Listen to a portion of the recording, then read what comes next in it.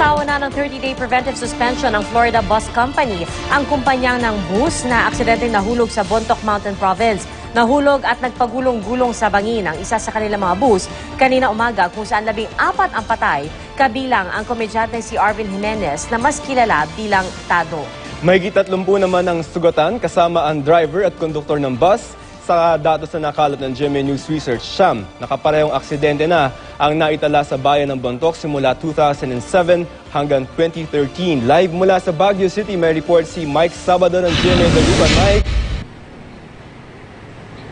Pia Joseph sa Bontoc General Hospital, unang ang dinala ang mga biktima sa aksidente ang nangyari sa Banawe Bontoc Road. At sa huli nga nating impormasyon, ang ilan sa mga biktimang ito ay inilipat na nga sa iba't ibang pagamutan. Kaninang hapon nga pagkatapos ng rescue operation, ang pinagtuunang pansin naman ng mga rescuer ay ang pagkuha o pag-retrieve ng mga gamit ng mga biktima sa lugar ng aksidente.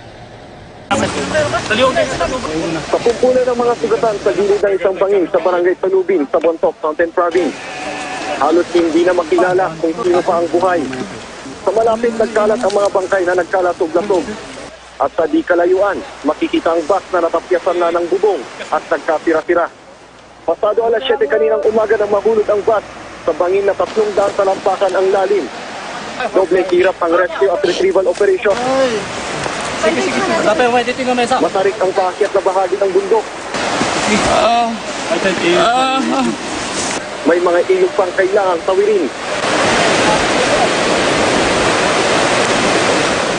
Sa huling sala ng PNP Mountain Province, aabot sa 14 ang nasawi sa aksidente, kabilang ang 2 banyaga. At may pangalan. Nasawi rin ang komedyanteng si Tado o Arvin Jimenez sa totoong buhay. Mahigit 30 naman ang sugatan kasama ang driver at konduktor ng bus. Sa paunang investigasyon ng pulisya, binabagtas ng bus ang pakurba at padaustos na bahagi ng Banawe Bontoc Road nang mahulog ito sa bangin. Isa raw sa posibleng dahilan, nagka-problema ang preno ng bus. Parang sinasabi na nagkaroon natin ng parang mechanical defect doon sa sasakyan kaya nagkaroon ng problema. Narinig namin hindi kumakagat yung brake. Parang... Banaw. Tapos yung konduktor tumalon. So nakita ng mga pasahero, medyo nag-start sila mag-panic. Kabilang din sa iniimbestigahan ng pulisya ang skid mark na nakita sa dinaanan ng bus. Sinusubukan na raw nila makipag-ugnayan sa pamunuan ng Florida Trans. Ang driver naman ng bus, gwardyado na nila sa ospital. Sa datos na nakalap ng GMA News Research, gibababa sa 9 na aksidente ang naitala sa Bontoc Mountain Province mula 2007 hanggang 2013. Kabilang narito ang pagkakahulog ng isang van sa banging may lalim na 3 talampakan sa Atok, Benguet. 6 ang dead on the spot, kabilang ang isang batang 2 taong gulang. Galing ng Mountain Province ang mga biktima at pabalik na sana sa Baguio City. At nito lang Nobyembre, 3 ang namatay at 15 ang sugatan matapos mahulog sa bangin ang isang papasaherong van. Kanina ay nakapagtanong-tanong tayo dito sa terminal ng bus dito sa Baguio City.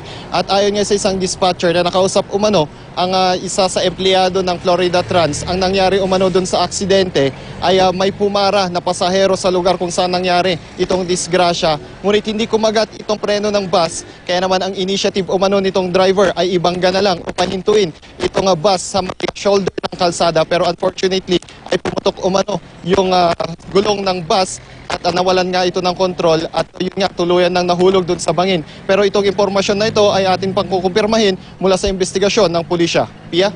So Mike, sa ngayon, nakapagbigay na ba ng pahayag yung mismong driver ng bus? Pati na rin siguro yung konduktor, ano?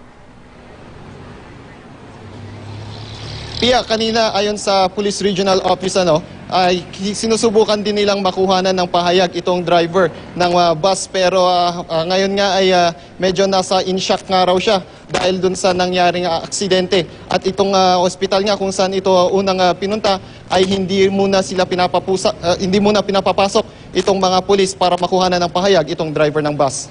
Kamusta naman yung pakikipag-ugnayan ng mga pulis doon sa pamunuan ng Florida Bus at yung iba bang nilang mga bus patuloy ang pagbiyahe? Actually ngayon, Pia, yun pa rin ang ginagawa ng ating mga kapulisan at hindi pa nga nakakapagbigay ng pahayag itong pamunuan nga ng Florida Trans sa pamunuan ng pulisya. Alright, maraming salamat sa iyo, Mike Sabado.